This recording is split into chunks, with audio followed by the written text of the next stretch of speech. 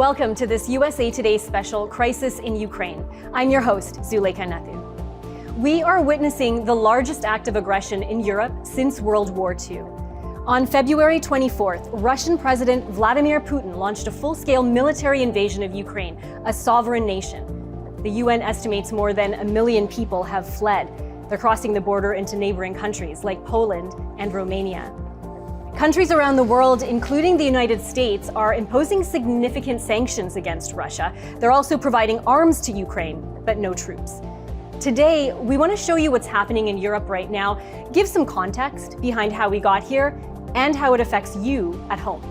So we'll hear from our USA Today correspondents on the ground in Poland, Washington, D.C., and from Ukrainians as well. To start off, let's go to the Polish border with Ukraine. That's where we find Caitlin Farrell, a reporter with the Milwaukee Journal-Sentinel, which is part of the USA Today network.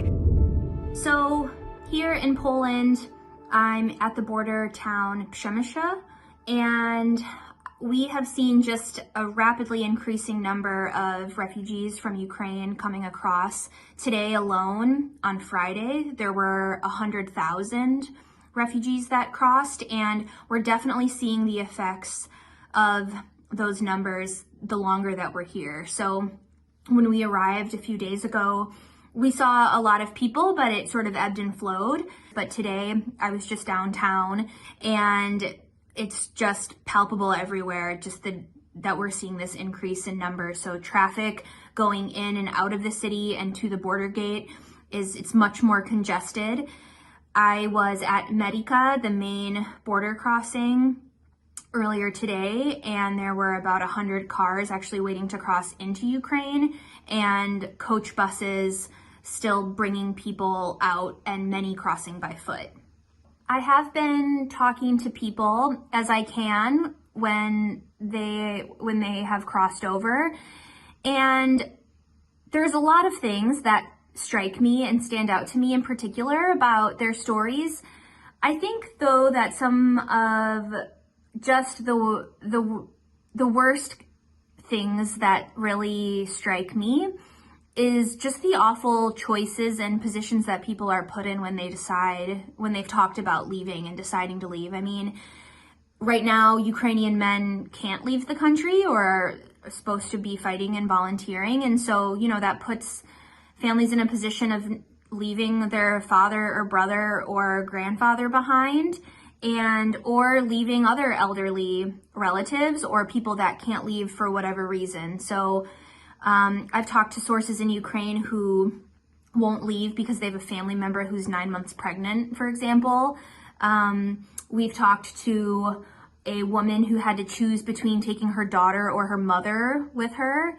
And I think as things rapidly change on the ground in Ukraine and it's harder to evacuate from certain places, I think those choices just will continue and be more agonizing when people have to make those choices. And so you can tell that, I think in some respects, people are happy that they're in Poland. I think we had a quote from someone saying, I'm physically here in Poland, but my mind and my heart are still in Ukraine. And so knowing that obviously your country is still being bombed, your family members and friends are still there fighting, but you are here safe, I think can be somewhat conflicting when people really just want to find a way to help. And really, I think it seems that it just consumes people in their soul. And so it's really sad and really hard to see. Caitlin gave us a first-hand look at the repercussions of this conflict, but to fully understand what's happening now, we need to understand what happened in the past, leading up to this moment. The Russia-Ukraine conflict is deeply rooted in history. Here's a look at how it all began. Russia's conflict with Ukraine dates back many decades. At the heart of the discord has always been power, sovereignty, and Western values. Here's why the conflict has extended beyond the two countries' borders to involve the US, NATO, and a host of other countries. The Soviet Union, also known as the USSR, was once a socialist nation that included Russia, Ukraine, and 13 other states. It was the largest country in the world at the time, and its people spoke over 130 languages. From the 1940s to the 1990s, the USSR and the US and their allies became locked in what became known as the Cold War, a long, tense conflict for world dominance between capitalism in the West and communism in the East. NATO, the North Atlantic Treaty Organization, was created during this time to provide collective security against the Soviet Union. The membership-based military alliance, which exists to this day, would promote democratic values and cooperate on defense and security-related issues. During this period, the Soviet economy, military, and government was faltering.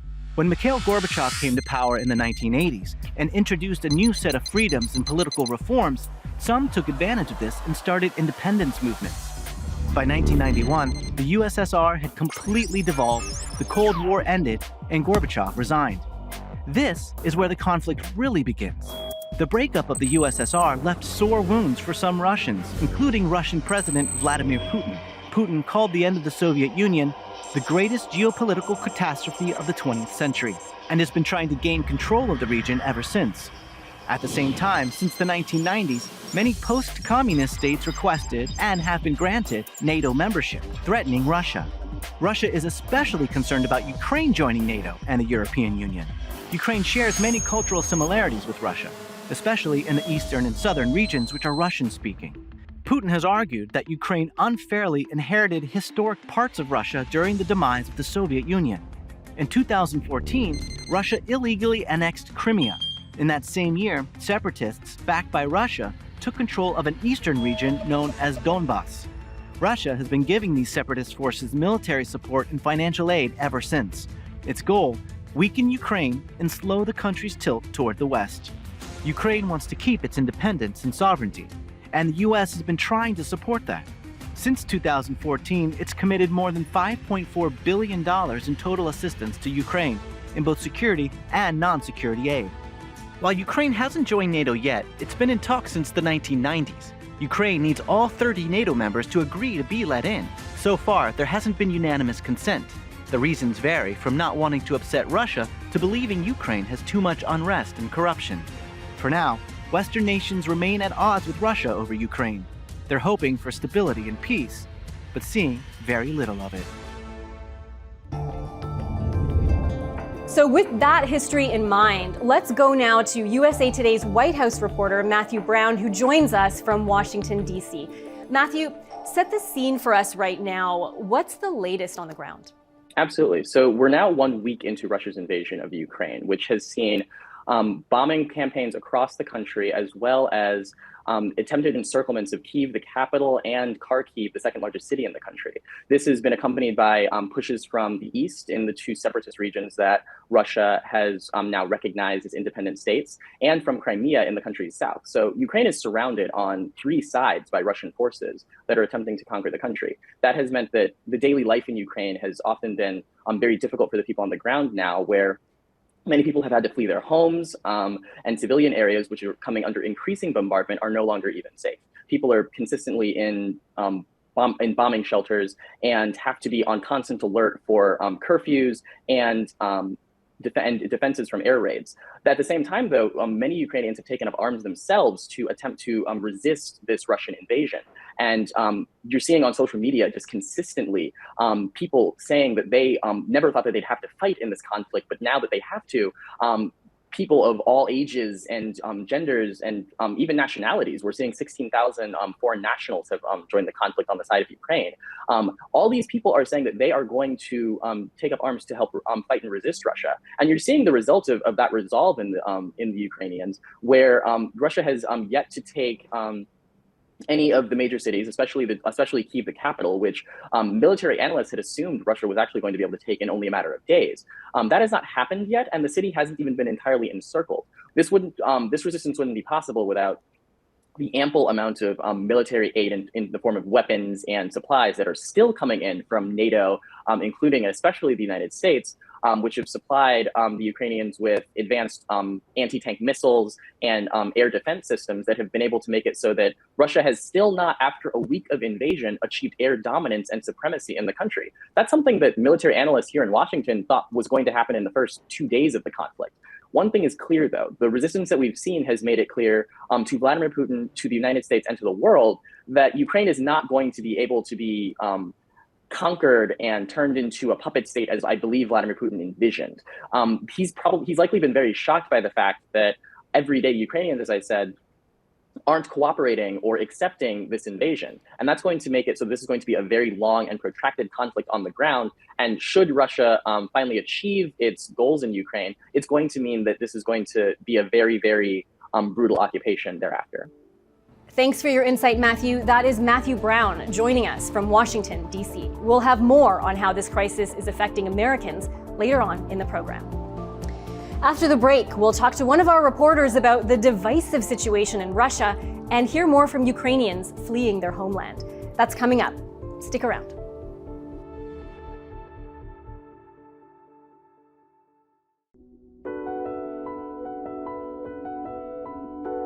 Welcome back to USA Today's Crisis in Ukraine. When the assault on Ukraine began, many had to take shelter underground. We saw people donating blood and trying to gather defenses. Others were trying to escape to safety. We want to share with you now this perspective, the sights, the sounds, and stories from within Ukraine. Just a warning though, some of the images you're about to see might be difficult to watch.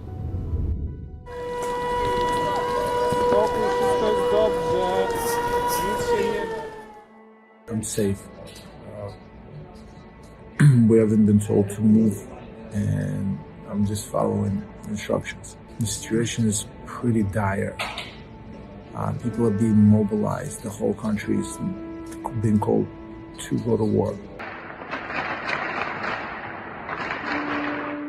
They come into our country and they kill our people and destroyed our towns, cities, and buildings, everything. So we are angry. Our parents are still in Lviv, so we kind of like thinking about them and worrying. Yeah, and also about a lot of our friends. Yeah, but we're hoping for the best and we're giving good fight back. So we believe that Ukraine will win.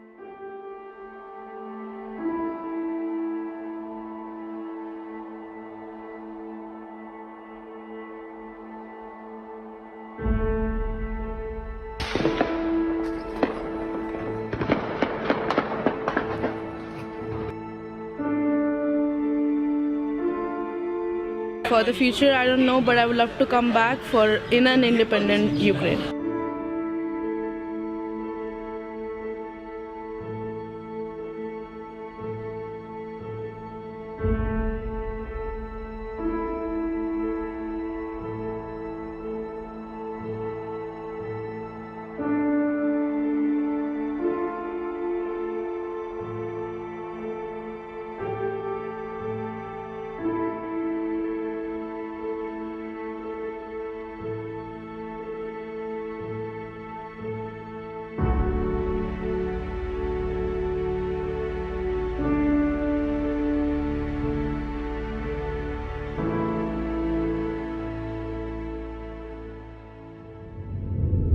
We have reporters covering this developing story from every angle, and that includes what's happening in Russia. So for that, we want to take you back to Washington now to USA Today White House correspondent Courtney Subramanian. Courtney, we know Russia has a track record with propaganda, so how has President Putin been justifying his actions? I think the best way to underscore his thinking is to look at his very skewed perception of history, that he doesn't recognize Ukraine as a legitimate country. He sees it as part of Russia, that the two sort of make a whole. He said he was ordering this special military operation to protect people in the Donbas region, who he argued were being subjected to genocide by the government in Kyiv, and he wanted to demilitarize, and he wanted to see the denazification of Ukraine. And that Nazi reference is part of a wider argument we've seen him make reference to when he talks about Ukraine's 2014 revolution, in which protesters overthrew a Kremlin-backed government for a European-backed government for the country. And Putin's version of that is that that government is cleansing Ukraine of its Russian influence. So I think, in short, he doesn't recognize Ukraine as the democracy that the rest of the world does. It's certainly an imperfect one. They are rife with corruption, but they're trying. He sees it as a puppet government of the West and the US, and he'd like to see a Moscow-backed government installed again. So we talked about the effects on Europe. Can you talk a little bit about some of the other players, such as China and Taiwan? Yeah, I think China is certainly the million-dollar question. It's the elephant in the room here.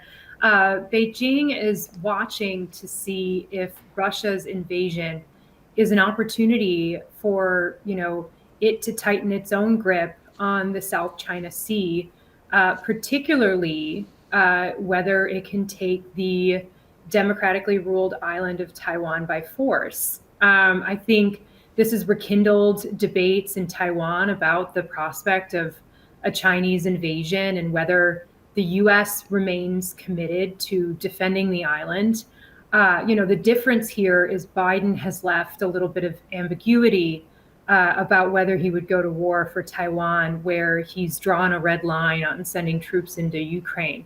So, that's a key difference. But I think Taiwan is certainly more vulnerable than Ukraine because it's not recognized by a lot of countries as a sovereign nation. But as many experts and analysts have pointed out to me, when Putin met Chinese President Xi at the Beijing Olympics last month, the two, issued a statement declaring their partnership, denouncing NATO and asserting that they would establish a new global order. That sort of was a green light for Putin about whether he should invade Ukraine. So I think Beijing is watching with a lot of interest to see how this is unfolding and how things go about whether he decides to move forward with any potential invasion of Taiwan. But this all sort of sets up a new reality for the West. This narrative that we've seen President Biden push for the last year, which is autocracy versus democracy. That we've heard him talk about in a lot of his major speeches. And I think you'll see more collaboration between Western allies and Asian allies as we see this sort of realignment and we see Russia and China grow closer in their battle against the West. Courtney, thank you so much for being with us today. That is Courtney Subramanian in Washington. Thank you. Courtney spoke about propaganda, and newsrooms like ours have been taking extra measures to verify content that's pouring in very quickly from social media and other channels. We want to make sure it's accurate when it gets to you. You can get the latest trusted information at usatoday.com. Ukrainian men were told to stay and fight, while women and children were allowed to leave the country. A lot of people, though, have taken inspiration from Ukrainian President Volodymyr Zelensky. Ukraine's embassy in Britain says he was given an offer by the US to evacuate, but instead, Zelensky said he'd remain in his country to fight. He's become a global symbol of heroism. A surprising turn for a man who didn't get his start in politics at all, but in showbiz. Here's more on the comedian turned leader that everyone is watching. From comedian to president to wartime leader, here's what you need to know about Ukrainian President Volodymyr Zelensky. This 44-year-old's political path is rather unusual. After graduating with a law degree in 2000, he rose to fame as an actor, comedian, and producer. He won Ukraine's Dancing with the Stars in 2006, voiced Paddington Bear in the Ukrainian version of the film, but his most notable and ironic role was that of Ukrainian president. From 2015 to 2019, he starred in the Ukrainian TV show Servant of the People, a political comedy about a high school teacher whose tirade about government corruption goes viral, unexpectedly catapulting him to presidency. The show was so popular that a political party in Ukraine was created in its name. The father of two did not have any real experience in politics before running for president in 2019. Zelensky's campaign promised to end corruption, boost the country's ailing economy, and find ways to solve Ukraine's dispute with Russia-backed rebels in the east. The former comedian won by a landslide, 73% of the vote, beating incumbent Petro Poroshenko. Zelensky, whose family members fought the Nazis in World War II, became Ukraine's first Jewish president. In 2019, Zelensky became caught up in U.S. political drama when former President Donald Trump reportedly urged him to investigate Hunter Biden's business dealing with Ukrainian energy company Burisma. At the time, the Trump administration was holding up millions of dollars in U.S. military aid for Ukraine. This quid pro quo accusation led to Trump's impeachment inquiry. While Zelensky has vowed to fight corruption, in October 2021, leaked documents called the Pandora Papers revealed that Zelensky and his associates owned a network of offshore companies evading Ukrainian tax authorities. Zelensky denies that he or his associates were involved in any money laundering. That same month, Zelensky's approval ratings fell to 25%. But in February 2022, Zelensky became a global symbol of hope for his country after Ukraine was attacked by Russia. Я тут, ніяку зброю ми не складемо, будемо захищати нашу державу. Zelensky's videos have gone viral, inspiring Ukrainians to hold their ground. Stay up to date with the most current developments at usatoday.com. More to come after the break.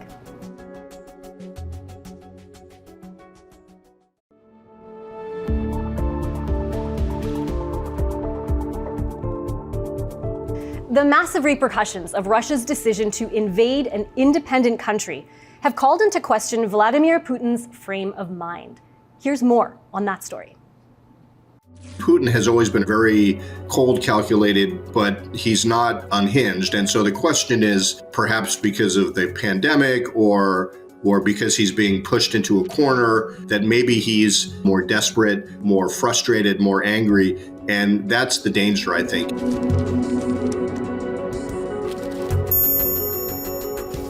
Condi Rice, who is very familiar with Russia, she was a Russia expert before she became National Security Advisor, said that this is a different Putin that she has seen in person. He's changed. He's a little bit more unhinged. He seems more emotional.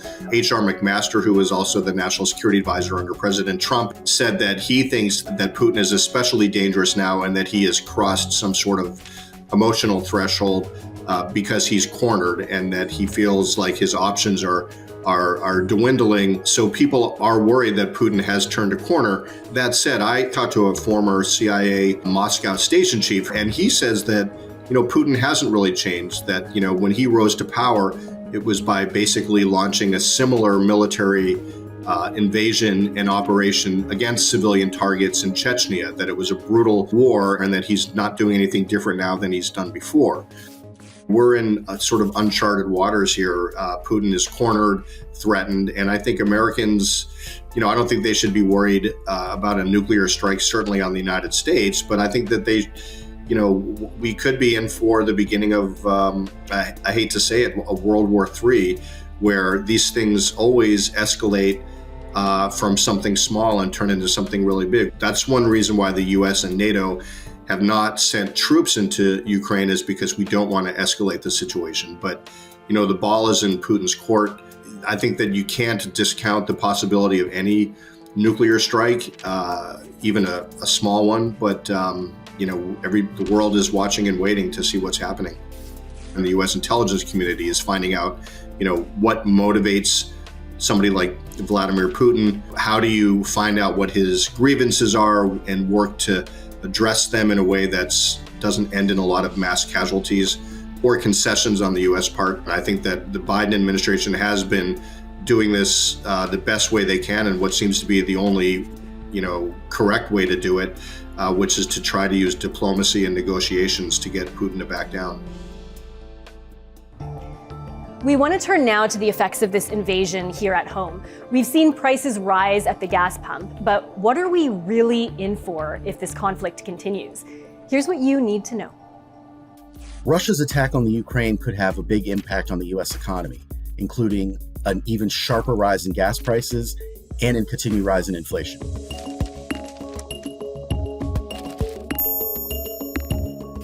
This conflict is going to lead to a disruption in oil supply. And as a result, if oil is tougher to get, the prices for oil are going to climb, and that ties into gas prices. And they're already high to begin with due to inflation. And with this conflict, it's just going to go even higher. Russia is a very big oil exporter. They're among the top exporters for the U.S. About 3% of the oil that the U.S. gets comes from Russia. Europe gets a substantial higher amount of oil from Russia compared to us. Initially, a lot of experts had suggested prices could go as high as, say, $3.50 a gallon or even $4 a gallon in a lot of places in the U.S. But a lot of that will depend on how this conflict progresses. If it does get worse, we could see gas going even higher. It is possible that prices for fuel for planes climbs as well, and as a result, that could possibly lead to tickets costing more for passengers. President Joe Biden notes how the White House is taking active steps to bring down costs. They say they're closely monitoring energy supplies to just keep an eye out for any disruption. And also, if necessary, they will release additional barrels of oil to help offset any supply disruption that comes from Russia. It is very possible that we see market shakeups. Obviously, investors do not like volatility. So anytime you see volatility like this, obviously is going to have an impact on stocks. Some of the experts that we talked to suggest, there are a lot of people that are worried about what do I do with the stocks I've invested in. And as they've mentioned, hold tight. There's that urge to sell just because you're concerned about prices going down. Some of the experts we talked to have said, don't make any sudden moves, really kind of try to be rational as you're trying to figure out decisions with your portfolios. The biggest concern when it comes to the U.S. economy is what impact could the disruption of oil supplies in Russia have, big picture. And a lot of it has to do with more of a ripple effect that could take place. And that moves into other goods as well. As the shipment of these goods rises, then we're paying more in terms of consumer goods. If we see inflation getting worse, we might see consumers less inclined to spend money. So we might see spending go down quite a bit. And then businesses, they might see, they have to pull back on certain plans they had for expansion, for example. If they were looking to hire, maybe they cut back on that as well. So it really can have this negative effect on the economy, just kind of as everything trickles down. And that brings us to the end of this special program. To stay on top of the latest updates, go to usatoday.com and follow us on social media. I'm Zulekha Nathoo. Thanks for watching.